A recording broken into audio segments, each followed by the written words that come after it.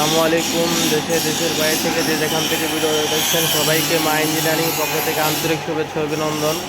তো আজকে 340 horse power চামচাই সেলফি স্টার চিটাং মিল্ডাস আনবক্সিং করলাম। 3টা গাড়ি ডেলিভারি হবে রবিবারের দিন। তো চলুন দেখাই।